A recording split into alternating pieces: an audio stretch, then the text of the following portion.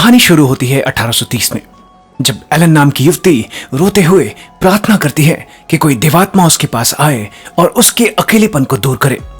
लेकिन उसकी प्रार्थना एक रहस्यमय शैतान को गहरे अंधेरे में से जगा देती है और इस शैतान के कहने पर एलन खुद को उसे हमेशा हमेशा के लिए समर्पित कर देती है। जिसके बाद अचानक एलन घर के बाहर अपने गार्डन में आती है और तभी उसे बुरी तरह से दौरे पड़ने लगते हैं।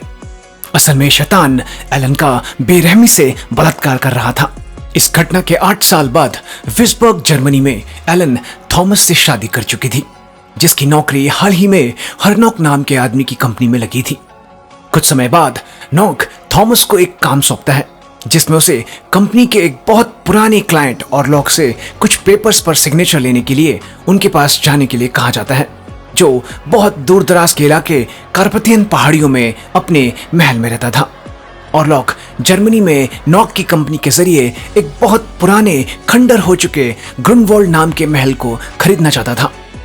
कार्पथियन पहाड़ियों का नाम सुन थॉमस कहता है कि क्यों ना हम इस क्लाइंट को जर्मनी आने दें और फिर इन पेपर्स पर सिग्नेचर लें। लेकिन नॉक मना करते हुए कहता है, नहीं, ये क्लाइंट काफी बूढ़ा और कमजोर हो चुका है और उसने ये खास रिक्वेस्ट की है कि कंपनी से किसी को उसके पास भेजा जाए। इस काम को पूरा करने पर प्रमोशन की बात सुन थॉमस अपनी आर्थिक स्थिति ठीक करने के लिए नॉक के इस काम के लिए तैयार हो जाता है। एलन को जब इस बात का पता चलता है, वो थॉमस को इस काम पर न जाने के लिए कहती है, क्योंकि थॉमस के उसकी जिंदगी में आने के बाद से वो शैतान और उसके बुरे सपने कम हो गए थे। लेकिन थॉमस नहीं मानता और अगले दिन जाने से पहले उसे अपने दोस्त फ्रेडरिच, जो कि एक अमीर शिप बिल्डर था, और उसकी पत्नी एना के घर छोड़ने का फैसला करता है। उसी दिन देर रात को अचानक एलन उठती है और अपने एक लॉकेट के अंदर अपने कुछ बाल काटकर छिपा देती है। उधर नॉक निर्वस्त्र होकर न जाने किसी से चीखते हुए बात करते हुए कहता है, मालिक, मैंने उसे आपके पास भेज दिया है और आप चिंता मत कीजिए, आपकी अमानत का भी मैं यहाँ ध्यान रखूंगा।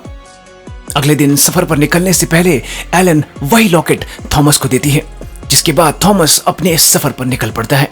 काफी लंबा सफर तय करने के बाद थॉमस एक घने जंगल में मौजूद गांव में पहुंचता है, जहां से ऑरलॉक का महल एक दिन की दूरी पर था। रात होने वाली थी, इसीलिए वो इसी गांव के सराय घर में रुकने का फैसला करता है। रात को वो अपने कमरे में सो रहा होता है जब अचानक उसकी नींद खुलती है और वो देखता है कि गांव के लोग एक युवती को घोड़े पर बैठाकर कहीं ले जा रहे होते हैं। ये गांव के लोग घने जंगल में आगे बढ़ रहे होते हैं जब अचानक एक कब्र के पास आकर इस युवती का घोड़ा रुक जाता है और आगे बढ़ने से मना कर देता है। गांव के लोग इस कब्र को खोद एक सड़ी हुई लाश को बाहर निकालते हैं